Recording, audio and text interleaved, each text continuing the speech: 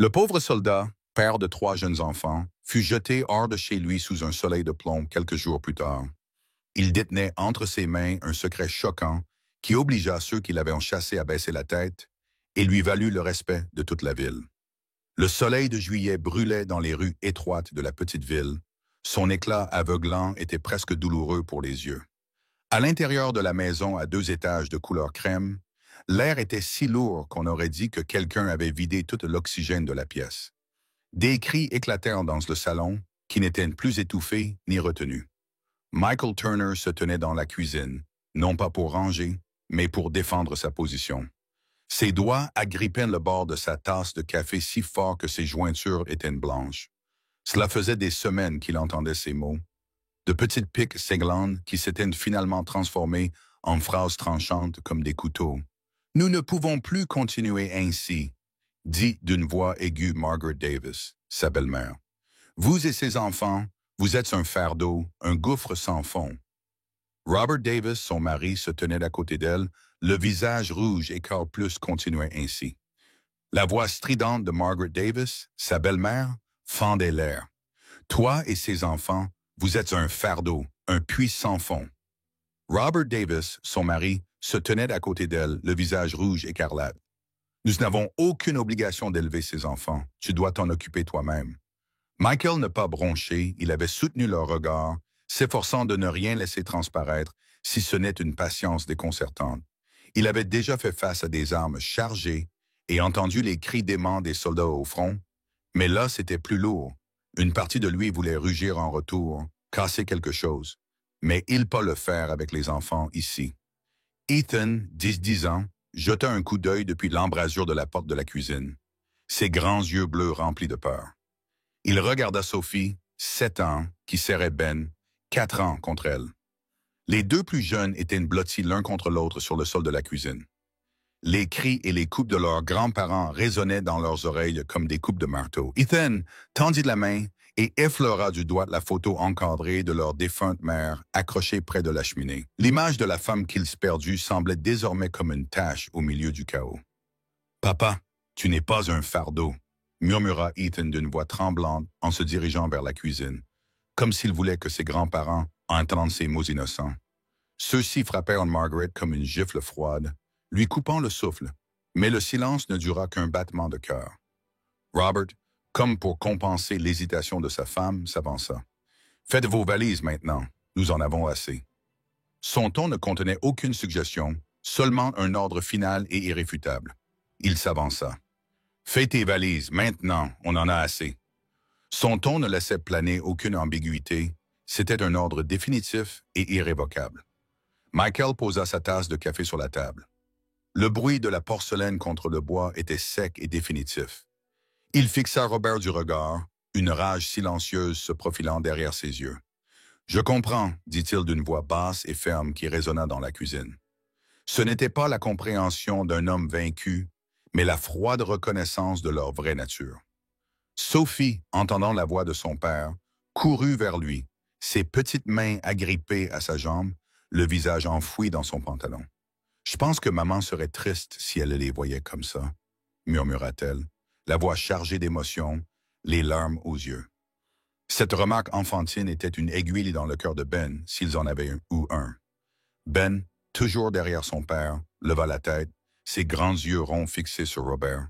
« Grand-père, tu ne m'aimes plus. Plus tu ne m'aimes plus. » La question était simple, mais elle résonna dans l'air lourd. Robert détourna brusquement la tête, évitant le regard de son petit-fils, comme si ce regard seul pouvait le brûler. Il n'y avait plus de temps à perdre. Michael se retourna rapidement et se dirigea vers la chambre des enfants. « Faites vos valises, les enfants, » dit-il en s'efforçant de garder une voix calme. Les 3 jeunes visages le regardaient, confus et effrayés.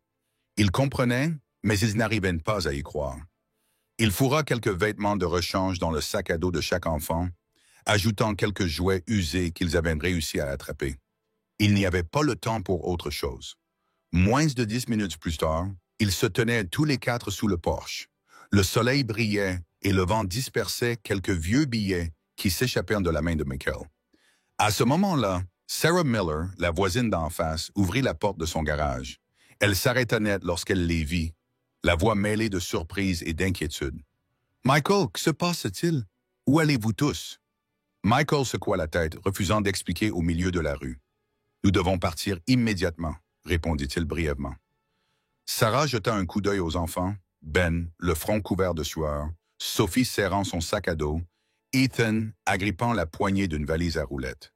Elle parla sans hésiter. « Une tempête arrive, vous pouvez les amener chez moi d'abord. » Derrière eux, Robert et Margaret restaient silencieux dans l'embrasure de la porte, sans un mot d'adieu.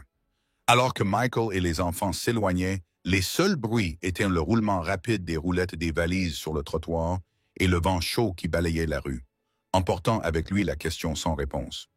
Qu'est-ce qui les avait poussés à vouloir que nous partions aujourd'hui, précisément aujourd'hui? Lorsque Sarah fit entrer Michael et les 3 enfants, elle ne pouvait toujours pas se cacher sa surprise. Sa petite maison en bois était nettement plus chaude que l'air extérieur, et une odeur de pâtisserie flottait dans la cuisine. Pourtant, le père et ses enfants avaient encore sur le visage la tension du matin. Alors qu'elle étendait un matelas dans un coin du salon, Sarah demanda sans détour, d'une voix lente mais pleine d'inquiétude. « Michael, que s'est-il passé? Je t'ai vu devant leur maison avec une valise. On aurait dit que tu venais de partir précipitamment. » Michael posa la valise contre le mur, les yeux fixés sur Ben, qui serrait un vieil ours en peluche. Il hésita, comme s'il pesait chaque mot. « Une équipe des services sociaux va venir et ils ne veulent pas que les enfants soient là quand ils arriveront. » Sa voix baissa, tremblant légèrement, comme si chaque mot alourdissait le fardeau qui pesait sur lui. En vérité, la vraie raison, c'est qu'ils pensent que les enfants et moi sommes un fardeau.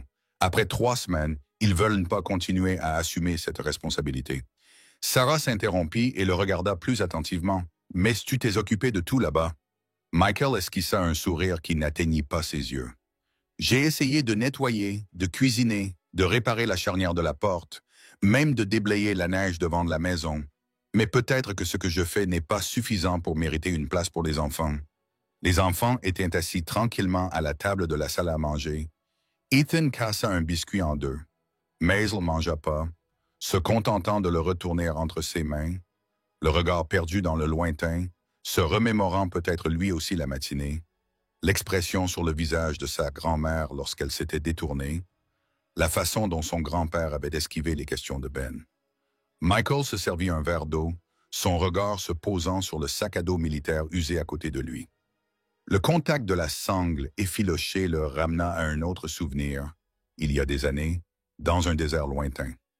À l'époque, il avait dû partir précipitamment, abandonnant une base de campagne en quelques minutes à cause d'un ordre urgent, mais cette fois-là, il savait qu'il partait pour une mission plus importante. Aujourd'hui, il quittait la maison simplement parce que personne ne voulait qu'il reste. Il prit d'une profonde inspiration pour chasser les images de la matinée de son esprit. « J'ai désolé, Sarah, on ne te dérangera que peu de temps, juste le temps que je trouve un autre endroit. » Sarah posa une main sur son épaule. « Ce n'est pas un dérangement, Michael. Tu n'es pas seul dans cette ville. Si tu as besoin de quoi que ce soit, n'hésite pas à demander. » Le dîner ce soir-là fut simple. Une soupe au poulet, du pain grillé et des biscuits au beurre. Ben gloussa en mangeant son biscuit et Sophie en mit soigneusement une partie de côté pour son petit frère Ethan. Parlait pas beaucoup, mais avant d'aller se coucher, il prit Michael à part dans un coin de la pièce et lui murmura « Demain, je garderai les enfants pour que tu puisses chercher du travail. T'inquiète pas pour moi, papa. » Michael acquiesça légèrement, sentant une partie du poids qui pesait sur sa poitrine s'alléger grâce à son fils de 10 ans. Une fois les enfants endormis, il s'assit seul et plia le pull qui avait appartenu à sa défunte épouse depuis que Robert et Margaret 2 ans auparavant d'une grave maladie. Le fardeau financier reposait désormais entièrement sur ses épaules. Elle était le principal soutien financier de la famille. Ancien soldat blessé lors de sa dernière mission en Afghanistan, il ne touchait qu'une petite pension d'invalidité. Robert et Margaret l'avaient initialement accepté, lui et ses enfants, mais leur patience s'était rapidement émoussée lorsque Michael trouvait un emploi à temps plein avec un salaire décent, et en grande partie à cause de douleurs récurrentes liées à son ancienne blessure et de la difficulté à se réadapter à la vie civile.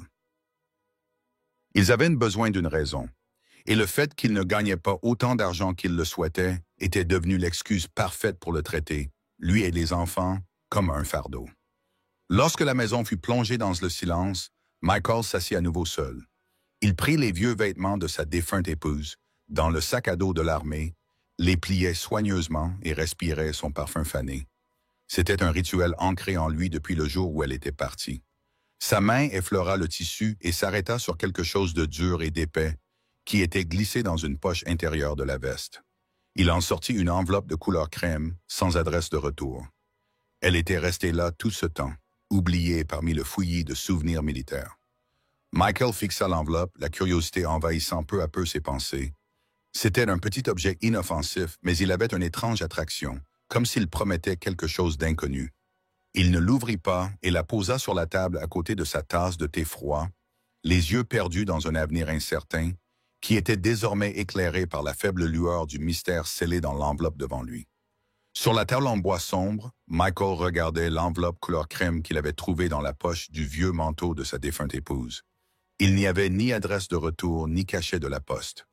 La curiosité le submergea alors qu'il passait ses doigts sur le bord de l'enveloppe, prit une profonde inspiration et l'ouvrit avec précaution. À l'intérieur se trouvait une lettre manuscrite et une pile de documents soigneusement pliés. L'écriture familière, légèrement désordonnée, lui serra la poitrine. Elle provenait de Ryan Campbell, son proche camarade qui avait été tué en Afghanistan. Les souvenirs affluèrent, l'explosion assourdissante, le chaos, la fraction de seconde où Ryan l'avait poussé hors de la zone de l'explosion pour finalement tomber lui-même, une blessure qui ne guérirait jamais. Il lut chaque mot lentement, la voix de Ryan résonnant dans le silence. « Mike, si tu lis ceci, c'est que je ne suis pas revenu. Ne sois pas triste. Ma famille te remercie et a créé un fonds en ton nom. Utilise-le pour reconstruire ta vie et faire le bien. Tu le mérites, Michael. » Les mains de Mike tremblaient. La première larme depuis les funérailles de sa femme coula sur sa joue, non pas par faiblesse, mais par soulagement et gratitude. Il ouvrit la pile de papier et ses yeux s'arrêtèrent sur les gros caractères. Montant total pour le bénéficiaire, 100 millions de dollars. Il se figea. Ce chiffre semblait sortir d'un conte de fées, mais ce n'est pas un billet de loterie gagnant, c'était une dette d'honneur payée en sang et en larmes. Il resta immobile un instant, puis se leva pour chercher Sarah. Elle alluma la lampe de chevet, surprise. Michael lui tendit l'enveloppe. Sarah lut la lettre, puis les documents. Lorsqu'elle arriva à la ligne 100 millions de dollars, elle la relut 3 fois, le visage pâle. « Oh mon Dieu, Michael, c'est vrai? » Il acquiesça d'une voix rauque. « Je l'ai trouvé dans mes affaires, ça vient de Ryan. » Ils restèrent assis en silence jusqu'à ce que Sarah finisse par parler. « Demain matin, tu devras consulter un avocat. Personne ne doit toucher cet argent sans conseils avisés. » Le lendemain matin, Michael rencontra l'avocat Mark Reynolds, dont Ryan avait mentionné le nom. Reynolds confirma que toutes les procédures étaient légitimes et conseilla de créer une fiducie anonyme afin de protéger la vie privée de Michael, tout en préparant une stratégie fiscale et un plan de protection des actifs. Il présenta ensuite Michael à Linda Brooks, une conseillère financière expérimentée. Linda écouta Michael lui faire part de ses intentions. Pas d'extravagance, pas de vengeance, seulement le désir d'aider les anciens combattants et leurs familles. Elle lui présenta un plan, des bourses d'études, des logements abordables, des programmes de formation professionnelle. De retour chez Sarah, Michael s'assit à côté de ses 3 enfants et leur parla de Ryan, de la promesse faite sur le champ de bataille, simple mais sincère. Les yeux de Sophie s'étaient illuminés. « Si on a beaucoup d'argent, on pourra faire plein de cookies pour les gens tristes, n'est-ce pas, papa? » Ben a bégayé. « J'achèterai une chaise pour que grand-mère puisse s'asseoir. » Ethan, 10 ans, a dit doucement. « Papa, gardons ça secret. Je ne veux pas que quelqu'un nous dérange. » Leurs paroles innocentes semblaient tracer la voie qu'il était destiné à suivre. Michael a souri. « Exactement. Nous ferons de bonnes choses et nous garderons ça secret. » Il a baptisé son initiative Hope for Vets, Espoir pour les vétérans. L'argent serait le moyen d'honorer la promesse de Ryan, construire un avenir meilleur pour beaucoup et de le transformer d'un homme qui survivait simplement en un homme avec un but clair dans la vie.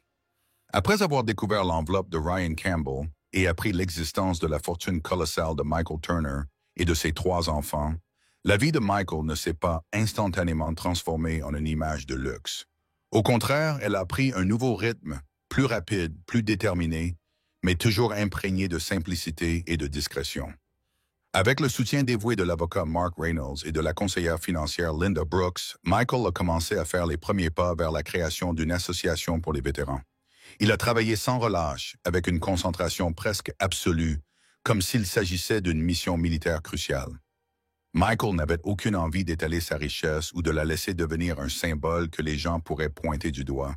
Il voulait qu'elle soit un outil, un moyen de tenir la promesse de Ryan et de mener à bien sa nouvelle mission. Sarah Miller, la voisine au grand cœur, est rapidement devenue un élément indispensable de ce nouveau cycle. Elle n'a pas cherché à savoir d'où venait cet argent, se contentant de l'accepter et de soutenir Michael de toutes les manières possibles.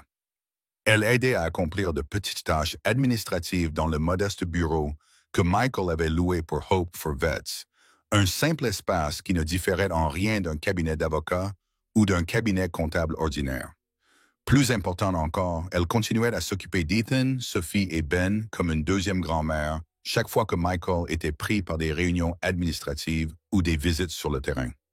La première priorité de Michael était d'offrir un foyer stable à ses enfants. Il cherchait une somptueuse demeure, mais avait préféré une maison en bois plus petite et plus modeste que celle de Robert et Margaret, nichée dans une ruelle tranquille près du lac. Peinte dans un doux bleu-gris, elle avait un petit jardin devant et une cour arrière assez grande pour que les enfants puissent courir.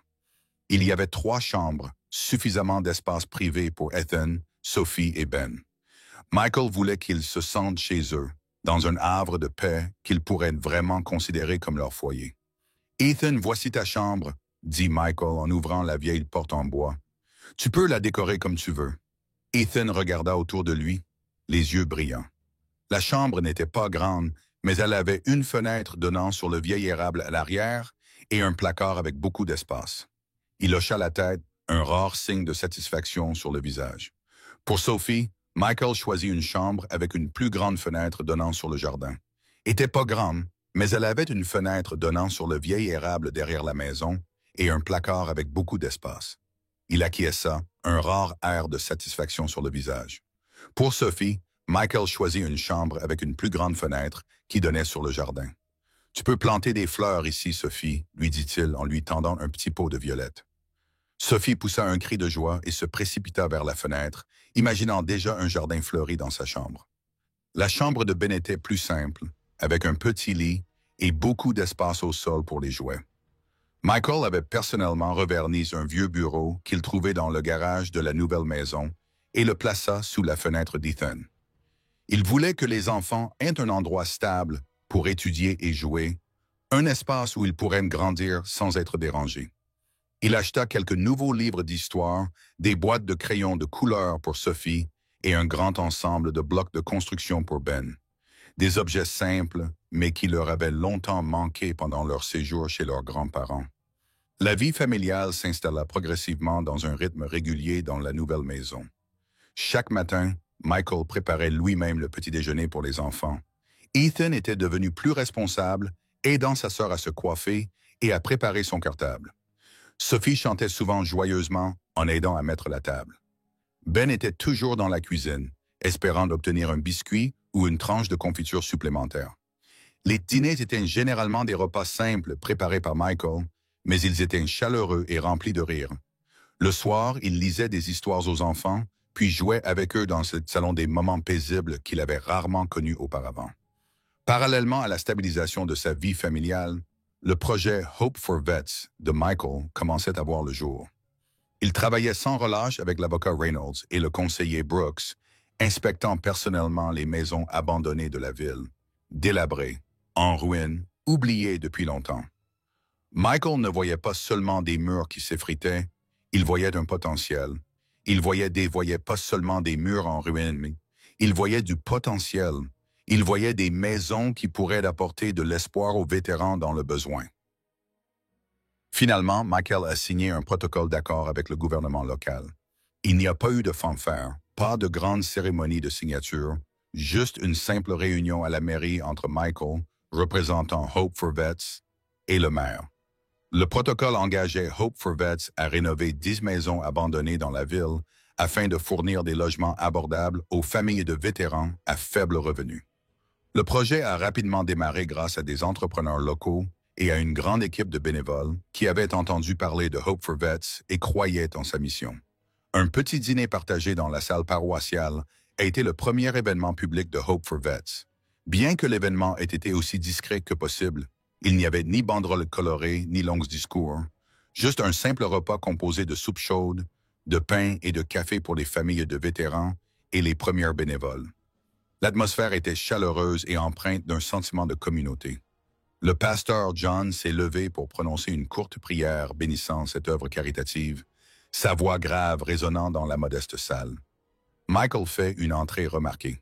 Il se tenait tranquillement à l'arrière, à côté de Sarah, observant les visages fatigués mais pleins d'espoir des premières familles de vétérans à recevoir de l'aide. Il voyait les sourires, les hochements de tête reconnaissants, et il savait qu'il était sur la bonne voie. Il n'avait pas besoin de la reconnaissance de la reconnaissance de la foule. Ce dont il avait besoin, c'était de voir des vies se reconstruire lentement. Ethan, un garçon de 10 ans, vêtu d'une chemise propre, aidait Sarah à disposer les chaises et à distribuer le pain. Il se comportait avec une maturité qui dépassait son âge, le visage grave et sérieux pendant qu'il travaillait. Il aperçut son père qui se tenait dans un coin, l'air pensif. « Papa », murmura Ethan en tirant légèrement sur le pantalon de Michael. « Je pense que les gens ont besoin d'entendre tes remerciements. » Les mots d'Ethan étaient une douce incitation, pas une demande. Il voulait simplement que son père soit reconnu, même si ce n'était que pour un bref instant. Michael regarda son fils, les yeux brillants de fierté. Il jeta un coup d'œil à la foule qui bourdonnait encore de conversation, puis s'avança vers la petite scène. Il ne prononça pas plus de 3 phrases. Nous ne faisons que tenir une promesse faite sur le champ de bataille. Merci à tous ceux qui nous ont fait confiance et qui se sont tenus à nos côtés. Nous ne faisons que tenir une promesse faite sur le champ de bataille. Merci à tous ceux qui nous ont fait confiance et qui nous ont soutenus. Il s'inclina, puis recula rapidement pour laisser la place aux sourires et aux histoires pleines d'espoir dans un coin de la pièce. Sophie et Sarah tenaient une petite table avec des biscuits qu'elles avaient baptisés « Pay it forward ». Rendez l'appareil. Sophie, dont les nattes se balançaient avec enthousiasme, invitait les gens à prendre un biscuit et les encourageait à faire une bonne action pour quelqu'un d'autre. Ben, 4 ans, collait avec enthousiasme des petites étiquettes en forme d'étoiles sur chaque friandise, son sourire radieux ne quittant jamais son visage. Parfois, il tendait même lui-même les biscuits aux vétérans imposants, avec une expression de fierté pure. La bonne nouvelle concernant l'espoir pour les vétérans s'est rapidement répandue dans la ville, mais pas de manière bruyante ou ostentatoire. C'était le bouche à oreille, les histoires racontées autour d'un café chez le barbier ou sur les marches de l'église. Les premières familles de vétérans à recevoir les clés de leur logement temporaire rayonnaient de joie et de gratitude. Des photos de groupe ont été publiées dans le journal local, mais le nom de Michael Turner n'était jamais mentionné comme l'initiateur de cette initiative. Il préférait rester dans l'ombre, faire son travail sans fanfare ni attention. La vie de Michael et de ses 3 enfants s'installa lentement dans un rythme régulier. La petite maison au bord du lac devint véritablement un foyer. Les rires des enfants remplissaient chaque pièce, remplaçant les échos des disputes et des mots durs. Michael ressentait une paix qu'il ne connaissait pas depuis des années. Il avait trouvé un nouveau but, une mission plus grande que lui. Mais la vie n'était jamais tout à fait sans remous. Un après-midi, alors que Michael et Ethan triaient quelques cartons de dons dans le petit bureau loué par Hope for Vets, le téléphone de Michael sonna. C'était Sarah, dont la voix trahissait une certaine urgence mêlée d'une légère hésitation. « Michael, tu es à la maison? Quelqu'un vient d'arriver. » Michael se figea, envahi par un sentiment de malaise. Il avait tout fait pour préserver sa vie privée, en particulier sa nouvelle adresse. Qui avait pu trouver leur chemin jusqu'ici? « Qui est-ce que Sarah? » demanda Michael d'une voix basse, son instinct de soldat le mettant en alerte. Sarah prit une profonde inspiration, comme pour peser ses mots. « C'est les Davis, Robert et Margaret. Ils sont devant ta porte, Sarah. »« Les Davis, Robert et Margaret, ils sont devant ta porte. » Répondit Sarah. L'appel téléphonique de Sarah avait résonné comme une alarme, brisant la fragile paix que Michael avait mis tant d'efforts à construire. Les Davis? Pourquoi venaient-ils ici après tout ce qui s'était passé? Un mélange de malaise et de curiosité l'envahit. Il termina son travail au bureau et se précipita chez lui. Lorsque Michael arriva, Sarah était déjà devant la porte, le visage marqué par l'inquiétude. Sous la lumière douce mais implacable du soleil de fin d'après-midi, Robert et Margaret Davis se tenaient sur la pelouse devant la maison. La petite maison bleu-gris de Michael semblait modeste en comparaison de leur apparence raffinée, bien que légèrement défraîchie. Robert, en chemise à col, se tenait droit et raide, tandis que Margaret portait une robe élégante, ses yeux trahissant à la fois un regard petite maison bleu-gris de Michael, semblaient modestes en comparaison de leur apparence raffinée, bien qu'un peu fanée.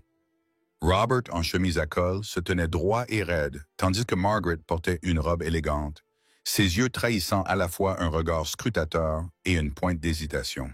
« Michael » commença Margaret d'une voix prudente, adoucie et douce, contrastant fortement avec le ton glacial qu'elle avait utilisé autrefois dans cette vieille cuisine. « Nous sommes de la famille, laissez-nous voir les enfants. » Robert acquiesça d'un signe de tête, son visage affichant cette familiarité artificielle familière. Michael invitait à entrer. Il savait qu'il devait garder ses distances, une frontière claire. Il n'avait pas l'intention d'exposer les enfants à davantage de mensonges ou de souffrances. Son regard était calme mais méfiant. « Allons au café près de l'église, dit-il d'un ton neutre. Nous avons des choses à discuter. » Il n'était pas prêt à laisser une confrontation embarrassante avoir lieu dans la nouvelle maison qu'il avait construite pour ses enfants. Dans le café, Michael choisit une table tranquille dans un coin. L'endroit était presque vide en cette fin d'après-midi, avec seulement le ronronnement de la machine à expresso et quelques conversations murmurées en fond sonore. En face de lui étaient assis Robert et Margaret, les trois enfants assis à côté de Michael, buvant tranquillement leur soda et grignotant des biscuits. Ethan était assis bien droit, les yeux attentifs sur ses grands-parents. Sophie leur jetait de temps en temps des regards perplexes. Ben, insouciant, était entièrement concentré sur son biscuit. Michael prit une profonde inspiration et croisa regard avec Robert. « Le jour où nous avions besoin d'un endroit où dormir, d'un endroit où nous sentir en sécurité, tu nous as fermé ta porte, dit-il d'une voix claire et ferme, sans mentionner les mots durs ni les insultes. Il se contenta de dire la vérité. Le visage de Robert crispa. Margaret rougit. « Michael, c'était un malentendu, commença Margaret faiblement. « Il n'y a pas eu de malentendu, l'interrompit Michael. Vous nous avez dit que nous étions un fardeau, que vous vouliez qu'on parte. » L'atmosphère dans le café semblait s'être tendue. Robert s'éclaircit la gorge pour reprendre le contrôle. « Michael, nous avons traversé beaucoup de choses en nous occupant des enfants. Cela nous a coûté cher. Nous pensons qu'il était normal que vous assumiez votre part de responsabilité. Peut-être qu'une contribution pour les frais d'entretien serait raisonnable pour le temps qu'ils ont passé avec nous. » Son ton était légèrement menaçant. Margaret intervint d'une voix plus douce mais plus tranchante. « C'est vrai, Michael, tu devrais y réfléchir, sinon nous devrons peut-être faire appel à la justice. » L'implication était claire. Ils étaient prêts à utiliser les enfants comme moyen de pression. Michael serra les poings sous la table. La colère monta, mais il s'efforça de rester calme. Il s'apprêtait à répondre lorsqu'une voix inattendue s'éleva. Ethan, 10 ans, d'ordinaire réservé, posa son soda et regarda son grand-père droit dans les yeux, d'un ton délibéré et assuré. « Si vous nous demandez de payer, alors je facturerai toutes les nuits où je suis resté éveillé pour tenir compagnie à papa après la mort de maman. Papa ne pouvait pas dormir, il était triste, il s'est occupé de nous. Il nous a tout appris tout seul, mais on ne fait pas payer ça dans une famille. » Le café devint complètement silencieux. Même la machine à expresso semblait s'être arrêtée. Les mots d'Ethan frappèrent comme un coup de poing en acier, direct, indéniable, touchant au cœur même de la famille. Robert et Margaret perdirent toute couleur. Ils ne s'attendaient pas à une telle profondeur, à un tel raisonnement de la part d'un enfant de 10 ans.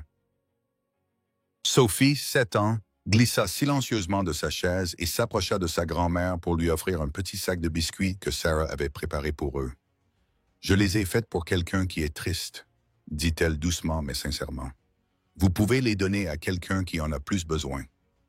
Margaret regarda les biscuits, puis les yeux clairs de Sophie. Une légère rougeur apparut sur ses joues. Un éclair de honte passa sur son visage. Elle ouvrit la bouche, mais aucun mot ne sortit. Elle ne prit pas le sac. Ben, 4 ans, avait maintenant fini son biscuit. Il ne comprenait pas tout à fait ce qui se passait, mais il sentait la tension qui tirait légèrement sur la manche de Robert.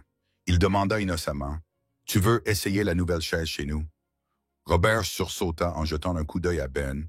Agité, il secoua rapidement la tête et repoussa la main de son petit-fils. « Non, non, je n'en ai pas besoin. » 3 mots prononcés par 3 enfants, l'un tranchant et raisonné, l'autre sincère et plein de gentillesse, le dernier pur et innocent, transpercèrent le cœur de Robert et Margaret.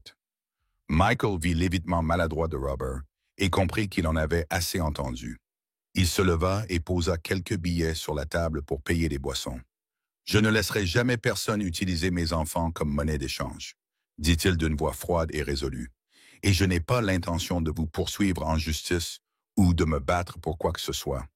Notre vie a déjà commencé un nouveau chapitre. » Il croisa leurs regards et, sans un mot, Michael se retourna, prit la main d'Ethan de main, il guida Sophie et Ben vers la porte. Laissant Robert et Margaret figés à la table, le regard de Robert s'attarda, conflictuel, sur leur silhouette qui s'éloignait. Le visage de Margaret restait rigide, bien qu'un peu plus doux qu'auparavant. La porte du café se referma derrière eux, coupant la connexion entre 2 mondes, du moins pour l'instant. Michael avait tracé la ligne avec dignité et une détermination inébranlable. Les mois qui suivirent cette rencontre au café se passèrent dans le silence, du moins de la part de Robert et Margaret. La vie de Michael et de ses 3 enfants se poursuivait paisiblement dans la maison au bord du lac, tandis que l'espoir pour les vétérans continuait de grandir. Les maisons rénovées étaient progressivement achevées et les premières familles de vétérans avaient déjà emménagé, apportant avec elles des histoires de renouveau et d'espoir. Michael restait discret, se concentrant sur son travail et s'occupant de ses enfants. Mais dans une petite ville, rien ne reste secret éternellement. Des rumeurs commencèrent à parvenir aux oreilles de Michael par différents canaux. Sarah Miller, qui passait souvent au bureau de Hope for Vets, mentionna à plusieurs reprises qu'elle avait remarqué que Robert se rendait moins souvent à son magasin. À une autre occasion, elle lui dit d'un air inquiet, « Michael, j'ai vu Mme Margaret Davis dans ce vieux prêteur sur gage à la sortie de la ville. Elle n'avait pas l'air bien. » Les anciens combattants qui connaissaient l'histoire de Michael laissaient parfois échapper qu'ils avaient entendu dire que les affaires n'allaient pas très bien pour M. Davis. Michael écoutait sans faire de commentaires, mais les indices commençaient à former une image dans son esprit. Un matin d'automne, l'air était frais et sentait la terre humide et les feuilles mortes. Michael était dans son petit bureau de l'association Hope for Vets, en train d'examiner les rapports d'activité, lorsque la porte s'ouvrit et que l'avocat Mark Reynolds entra, l'air plus sérieux que d'habitude. « Michael, tu as 1 minute? » demanda Mark en tirant une chaise en face du bureau de Michael.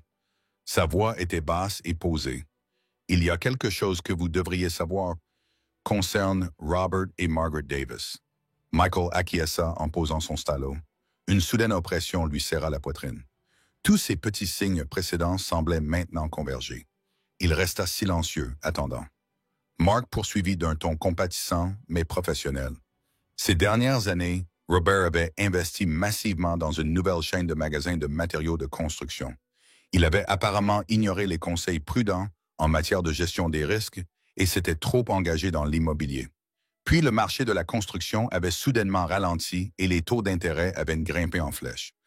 Robert avait emprunté massivement à la banque pour maintenir son activité. Mais maintenant, tout s'est effondré. Michael écoutait, le visage impassible, mais dans son esprit, c'était le chaos.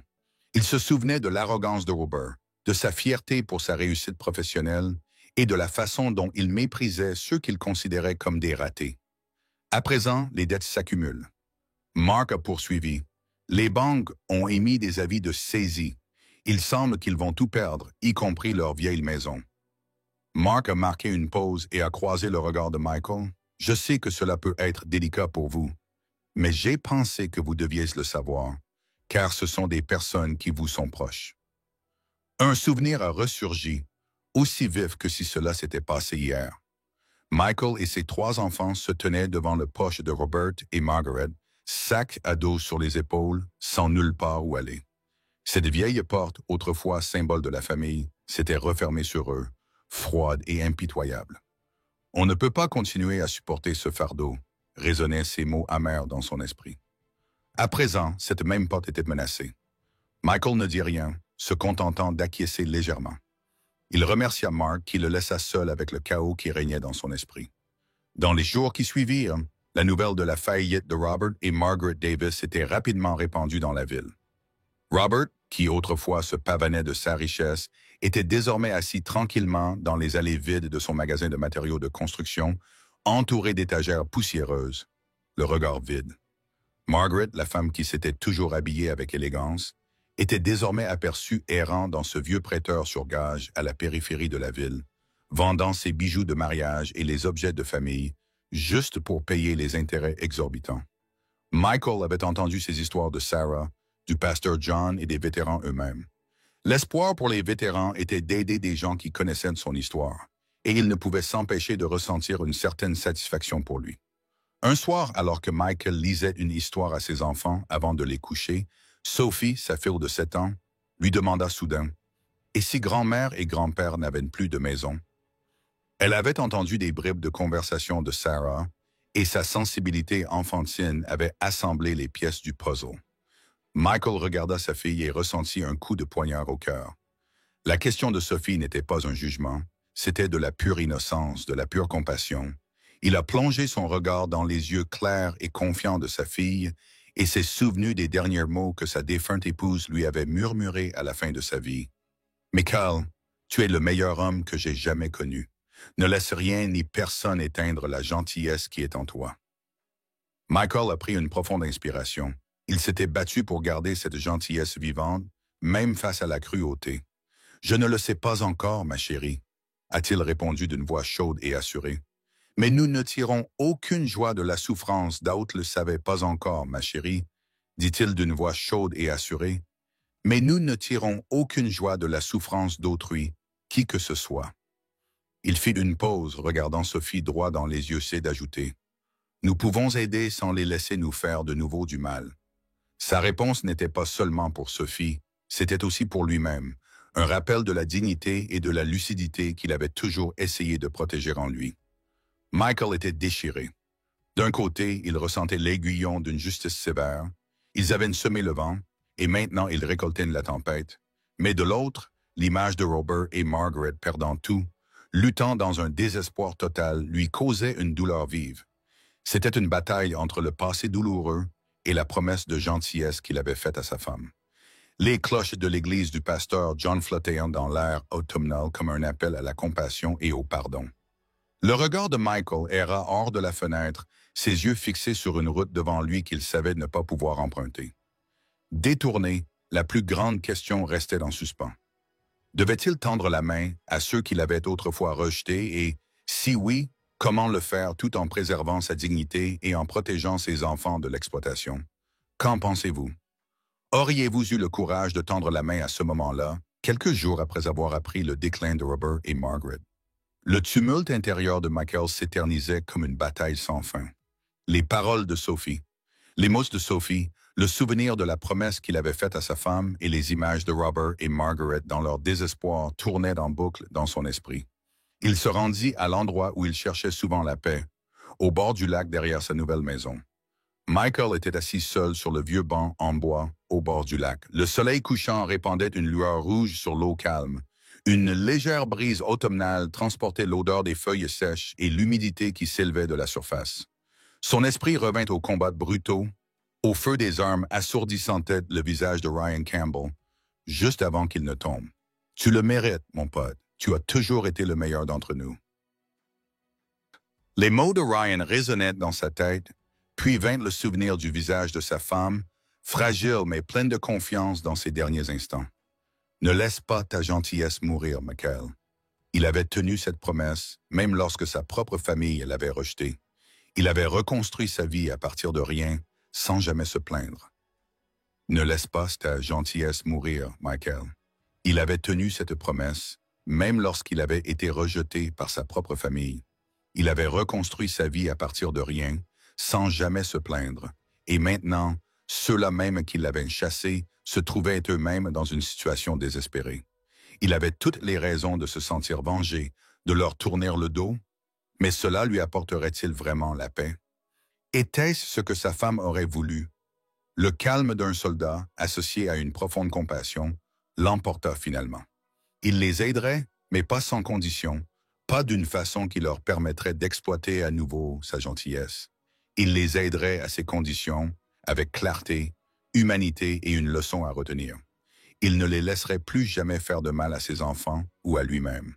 Par un samedi matin frais, alors que les premiers rayons du soleil d'automne traversaient les fenêtres d'un petit café près de l'église, Michael était assis et attendait Robert et Margaret Davis. Il les avait appelés pour leur demander de le rejoindre. Lorsqu'ils entrèrent, ils avaient l'air bien plus abattus que la dernière fois qu'il les avait vus. Robert gardait la tête baissée, ses cheveux blancs en bataille. Margaret portait un vieux manteau, les yeux gonflés et rouges, comme si elle avait pleuré pendant des jours. Ils s'assirent en face de Michael, le visage tendu, mais avec une lueur d'espoir fragile. Ils pensaient qu'il allait leur remettre l'argent.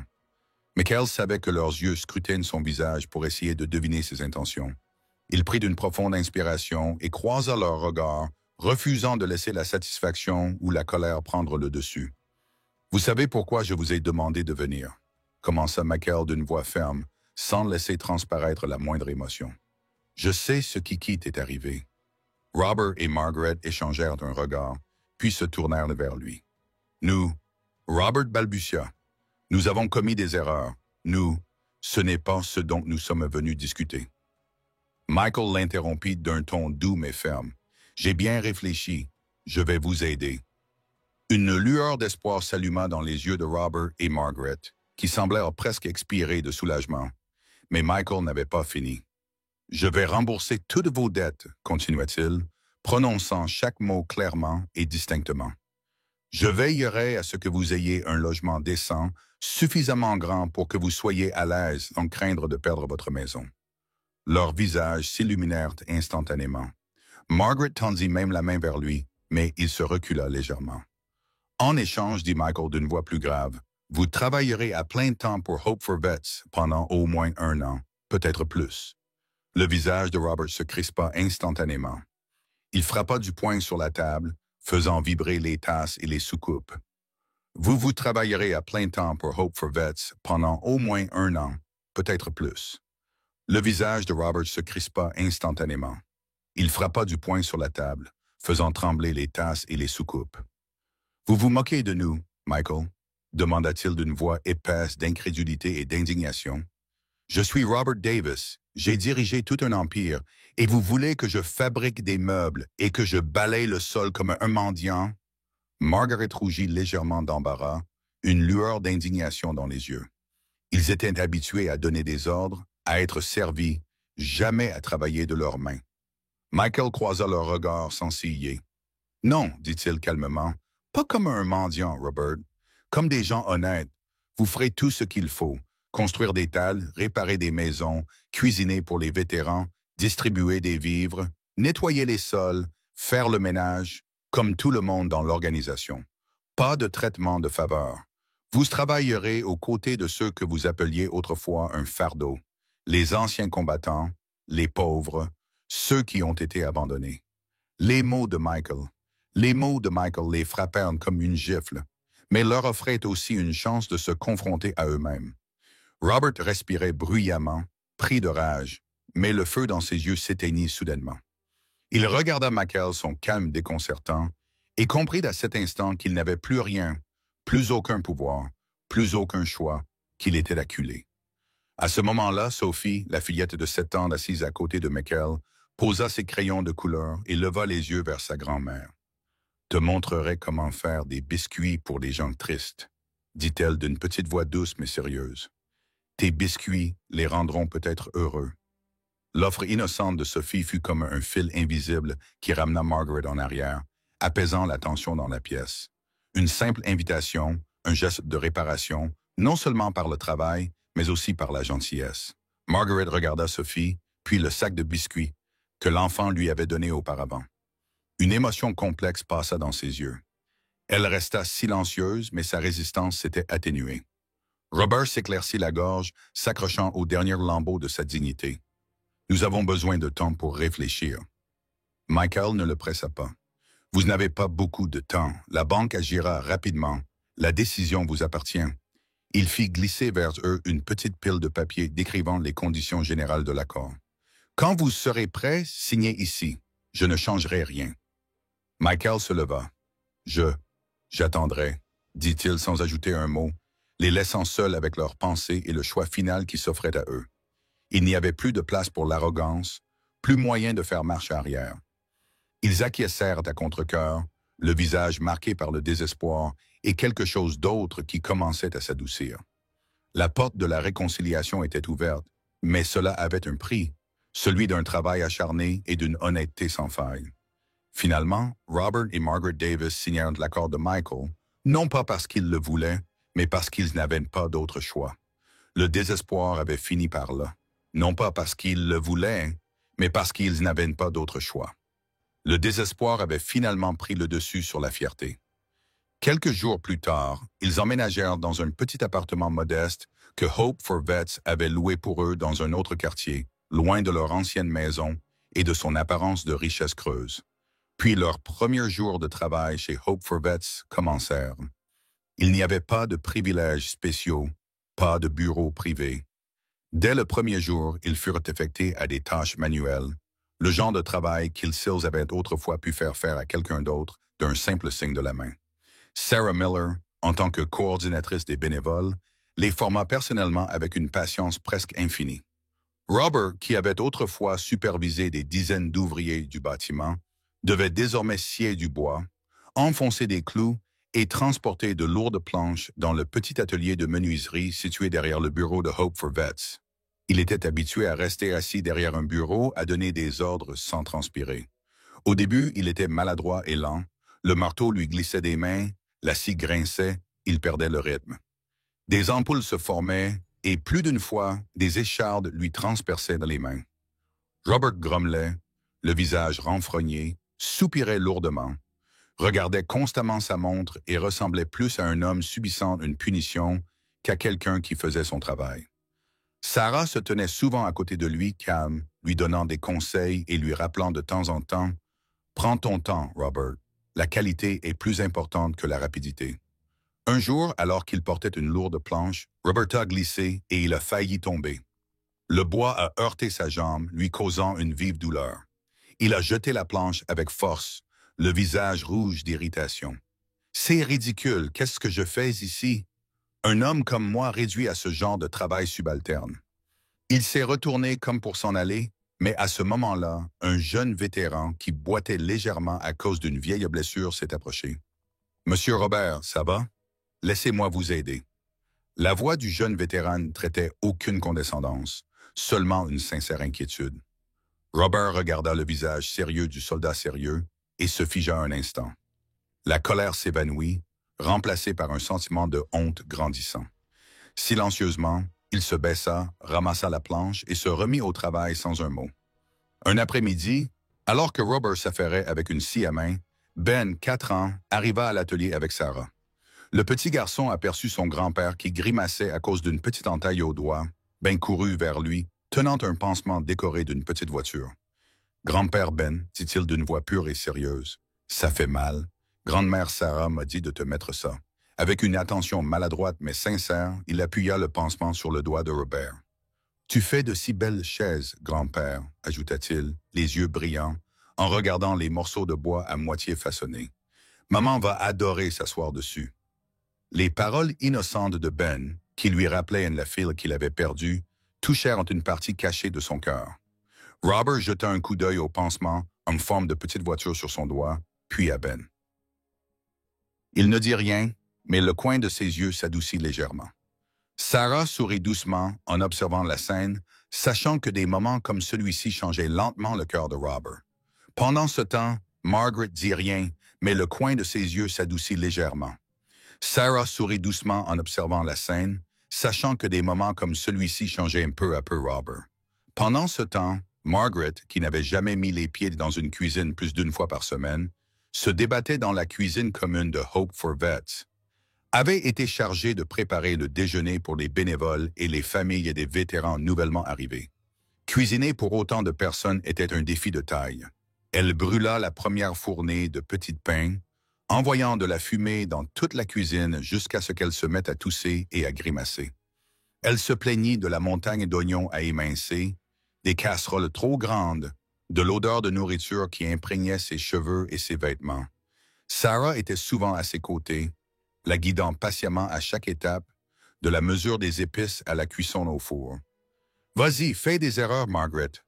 Tout le monde a une première fois », l'encourageait d'un ton chaleureux et sans jugement. Un jour, en épluchant des pommes de terre, Margaret s'est coupé le doigt. La coupure était minuscule, mais elle saignait suffisamment pour piquer. Frustrée et maladroite, elle a laissé tomber le couteau au bord des larmes. « Je n'y arrive pas. Je ne suis pas faite pour ce genre de travail », s'est-elle exclamée. « Prête à quitter la cuisine pas faite pour ce genre de travail », s'écria-t-elle. Prête à quitter la cuisine en trombe. Mais une femme âgée, une vieille combattante aux yeux doux et aux mains calleuses par des années de travail, s'approcha. « Ma chérie, laisse-moi t'aider. On trébuche tous parfois. L'important, c'est de se relever. » La vieille femme prit le couteau et éplucha les pommes de terre avec une aisance acquise par l'habitude. Margaret regarda ses mains usées et ce visage ridé, et une comparaison tacite la fit se sentir honteuse. Silencieusement, elle prit un pansement, enveloppa son doigt et retourna travailler. Ethan, âgé de 10 ans, passait parfois dans la cuisine pour aider Sarah et sa grand-mère Margaret à éplucher les légumes. Il voyait Margaret essuyer ses larmes, causées soit par les oignons trop forts, soit par une autre fournée de pain brûlé. « Ce n'est pas grave, grand-mère, » disait Ethan doucement, sa jeune voix pleine de compréhension.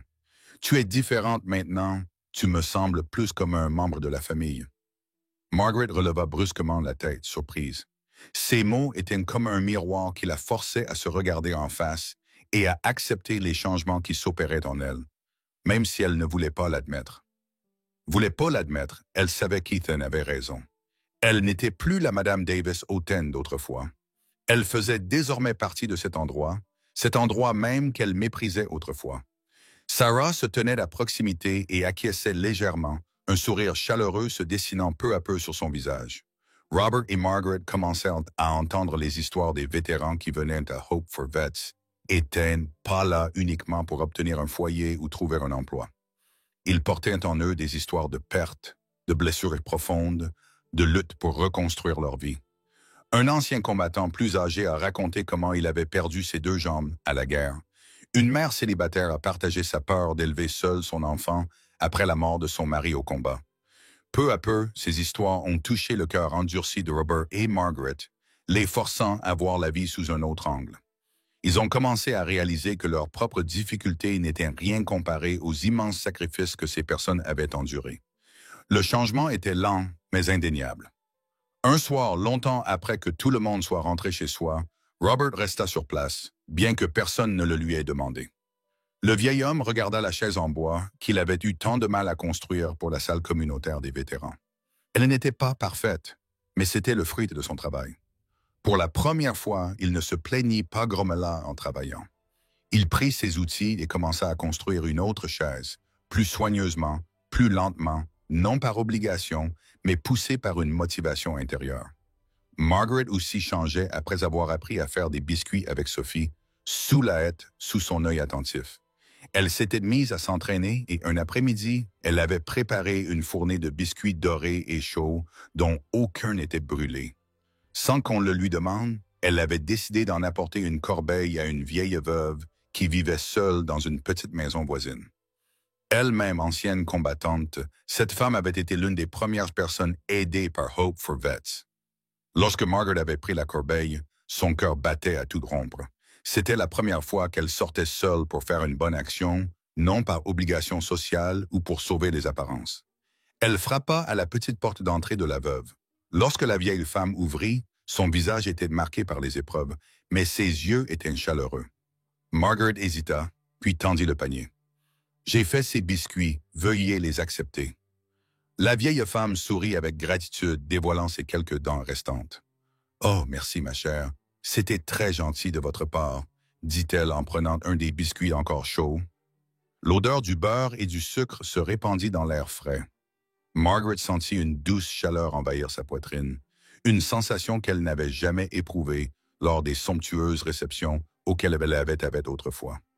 C'était une légèreté, une paix et une joie simple et authentique qui ne venaient pas du fait d'être félicitée, mais de donner avec un cœur sincère. Les premières briques posées à Hope for Vets n'étaient pas seulement celles des maisons en construction, mais aussi celles qui s'ancraient profondément dans le cœur de Robert et Margaret, des briques de compréhension, de compassion et de rédemption. Au fil du temps, d'autres briques furent posées, non seulement sur les murs des maisons rénovées, mais aussi dans la relation entre Robert, Margaret et la communauté Hope for Vets. Les journées de travail acharnées, les histoires partagées et écoutées, ainsi que la patience inépuisable de Michael, Sarah et les enfants finiront par faire tomber la carapace fière et protectrice qui entourait le couple. Ils ne râlaient plus, ne se plaignaient plus. Au contraire, Robert se mit à discuter avec les anciens combattants pendant qu'ils construisaient des meubles, et Margaret riait de bon cœur lorsqu'un enfant de Hope for Wetzel appelait la meilleure femme au foyer qui soit. Un après-midi d'octobre, alors que les rangées d'érables devant les fenêtres se teintaient d'un doré éclatant, Hope for Vets a organisé une petite cérémonie dans la salle communautaire pour remettre les clés à 5 familles de vétérans nouvellement installés. L'atmosphère était animée et chaleureuse. Des tables en bois flambant neuves, construites par Robert et les autres bénévoles, étaient soigneusement disposées, chacune surmontée d'un panier de biscuits parfumés préparés par Margaret et Sophie. Le pasteur John était présent, ainsi que Michael, Sarah et leurs 3 enfants. Les gens se sont rassemblés et ont discuté joyeusement, leurs rires et leurs emplissaient de la pièce. Lorsque le moment fut venu de remettre les clés, le pasteur John se leva, la voix solennelle mais chaleureuse, et invita chaque famille à s'avancer pour recevoir les clés de leur nouvelle maison. Après avoir remis chaque clé, Robert et Margaret, vêtus simplement mais avec soin, s'avancèrent. Robert remit personnellement une chaise en bois qu'il avait fabriquée à un ancien combattant amputé d'une jambe qui le regardait avec un mélange de surprise et de gratitude. « C'est pour vous, » dit Robert d'une voix grave et chaleureuse, dénuée de la fierté qu'elle avait autrefois. « J'espère qu'elle vous sera confortable, » ajouta-t-il avec un large sourire radieux. Margaret tendit un panier de biscuits parfumés à la jeune fille du vétéran.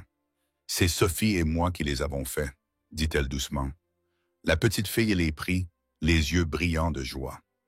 Une fois que toutes les familles eurent reçu leurs clés, le pasteur John passa le micro à Michael. Michael s'avança, l'air calme. « Aujourd'hui est un jour important pour nous tous, » commença-t-il. « Ces maisons sont un symbole d'espoir et de nouveaux départs. » Il fit une pause, balayant la pièce du regard, qui s'arrêta sur Robert et Margaret. De manière inattendue, Robert s'avança et prit le micro des mains de Michael. La salle est devenue silencieuse. Tous les regards se sont tournés vers le vieil homme. Il a pris une profonde inspiration, les yeux embués, non pas de colère ou de mépris, mais de quelque chose d'autre. Il a regardé Michael droit dans les yeux, le regard lourd de remords et de chagrin. « Michael, » a commencé Robert d'une voix tremblante et rauque, « il y a plus d'1 an, nous t'avons fermé la porte au nez, à toi et aux enfants. Nous t'avons abandonné alors que tu avais le plus besoin de nous. Nous t'avons traité de fardeau. » Il a cessé de lutter pour retenir ses émotions. « Cela a été la plus grande erreur de ma vie, » dit-il d'une voix brisée. « Nous étions aveuglés par l'orgueil et l'égoïsme. Nous avons oublié la vraie valeur de la famille, de l'amour. » Margaret s'avança à côté de Robert, les mains tremblantes, les larmes coulant sur ses joues. Elle prit la main de Robert, puis regarda Michael droit dans les yeux, le regard rempli de remords. « Nous sommes désolés, » dit-elle d'une voix étranglée par l'émotion. « Merci de ne pas nous avoir tourné le dos alors que désolé, » dit-elle d'une voix étranglée par l'émotion. « Merci de ne pas nous avoir tourné le dos alors que nous vous avons tourné le nôtre, à vous et à vos enfants. Merci de nous donner une chance de réparer notre erreur. » Le silence se fit dans la pièce. Tout le monde était ému par cette scène. « Merci de ne pas nous avoir tourné le dos alors que désolé, » dit-elle d'une voix étranglée par l'émotion.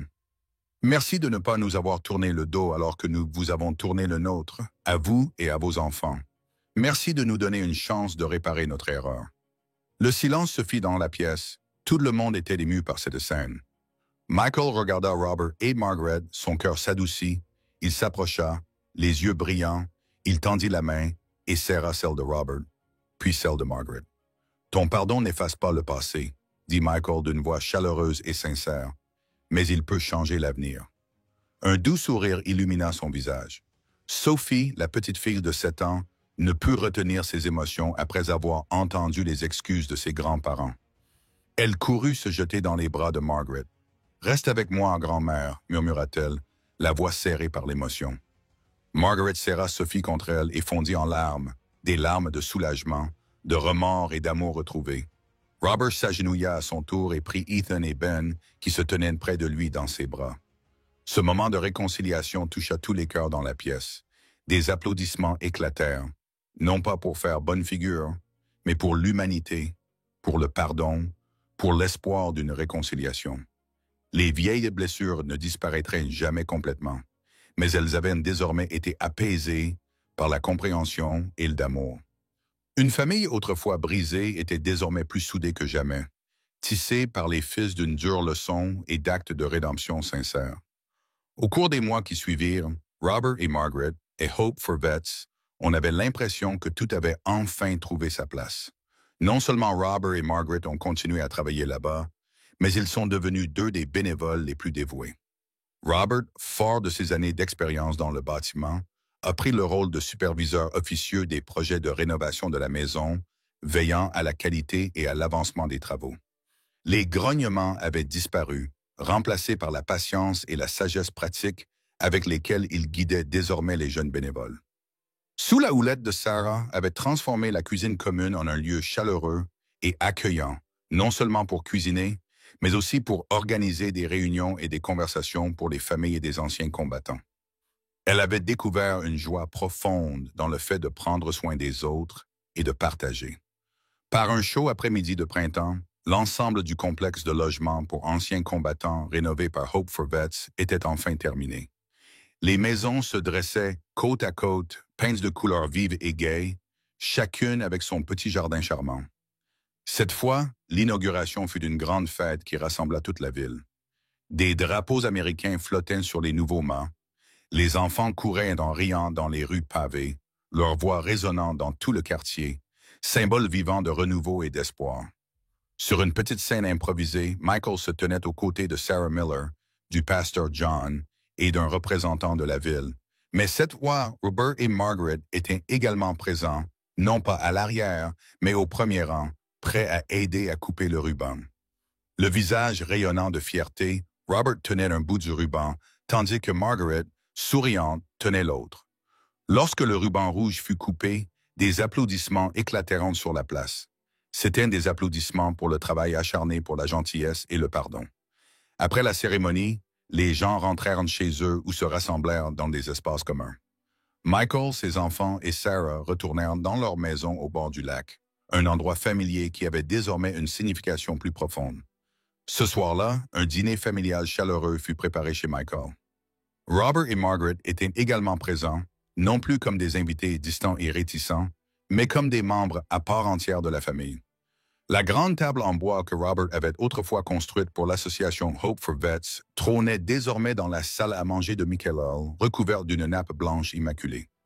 Elle était garnie de plats simples mais préparés avec amour, et le plus attrayant était sans conteste les assiettes de biscuits parfumés que Sophie et Ben avaient fièrement apportées, préparées selon la recette de grand-mère Margaret. Ethan, 11 ans, était assis à côté de Michael et regardait autour de la table. Il regardait ses grands-parents, Sarah, qui discutait joyeusement avec Sophie et Ben, qui disposaient soigneusement des haricots dans son assiette. « Papa, » dit Ethan d'un air pensif, « notre famille est vraiment grande maintenant. » Michael sourit, les yeux remplis de chaleur, et se pencha pour ébouriffer les cheveux d'Ethan. « Oui, mon fils, et en sécurité. » Le sentiment de sécurité ne venait pas seulement du fait d'avoir un toit au-dessus de leur tête. « Oui, mon fils, et en sécurité. » Le sentiment de sécurité ne venait pas seulement du fait d'avoir un toit au-dessus de leur tête, mais aussi d'être entouré d'une grande famille protectrice et aimante. Le pasteur John, qui avait été invité à se joindre au dîner, se leva et leva un verre de jus d'orange. « Prions, dit-il d'une voix grave et assurée. Nous avons appris qu'il n'est jamais trop tard pour aimer. Nous avons appris que le pardon peut guérir les blessures les plus profondes et nous avons appris qu'une communauté est un endroit où chacun a de la valeur et est le bienvenu. Merci pour ces bénédictions. » Michael regarda ses 3 enfants qui riaient ensemble, Robert et Margaret qui discutaient chaleureusement avec Sarah, et il se dit que la chose la plus précieuse qu'il avait n'était pas une grosse somme d'argent, mais de voir ses enfants grandir dans l'amour, au sein d'une grande famille qui savait partager et pardonner. Les cicatrices du passé étaient toujours là, mais elles les entouraient d'un cercle parfait de gentillesse et d'affection. À la tombée de la nuit, les lumières à l'intérieur de la maison de McHale semblaient encore plus chaleureuses. Des rires et des conversations s'échappaient par les fenêtres, se mêlant à la douce brise qui soufflait dans les arbres. C'était le son d'un nouveau foyer, d'une famille qui s'était retrouvée et d'un cercle d'amour qui s'était refermé, tout en s'ouvrant à d'innombrables nouveaux départs. Ainsi, le voyage de McHale avec ses 3 enfants touchait à sa fin, mais son écho continuerait de résonner dans une histoire qui voyage de Michael avec ses 3 enfants, touchait à sa fin, mais ses échos allaient perdurer. Une histoire qui avait commencé par de profondes blessures et des portes claquées s'était terminée par des sourires, des bras ouverts et une communauté réunie. Michael nous a enseigné une leçon vraiment noble. La dignité ne réside pas dans ce que nous possédons, mais dans la façon dont nous faisons face à l'adversité et dans la compassion que nous accordons aux autres. Il a transformé la tragédie en motivation et l'abandon en inspiration pour construire un lieu d'espoir pour les vétérans. Mes amis, avons-nous le courage de pardonner, de nous relever des décombres vies sans amertume? Robert et Margaret ont eux aussi reçu une leçon d'humilité et ont découvert le pouvoir de la rédemption. En prenant, ils ont appris à donner. De l'égoïsme, ils ont trouvé la joie de servir. Cela prouve qu'il n'est jamais trop tard pour changer et devenir une meilleure version de soi-même. Croyez-vous qu'une personne qui vous a fait du mal peut changer et mériter une seconde chance? À travers cette histoire, j'espère que vous pourrez également ressentir le pouvoir de l'humanité, même dans les plus petits gestes de gentillesse. Un bol de soupe chaude, une chaise en bois ou simplement un mot réconfortant peuvent allumer une étincelle dans un cœur fatigué. Je sais que chacun d'entre nous est confronté à ses propres difficultés. Parfois, nous pouvons nous sentir abandonnés comme Michael ou perdus comme Robert et Margaret. Mais j'ai toujours cru que le plus important est de ne jamais perdre foi en la gentillesse ou en notre propre capacité à surmonter les épreuves. Mes chers amis, j'espère sincèrement que cette histoire vous a touché et vous a apporté un peu de réconfort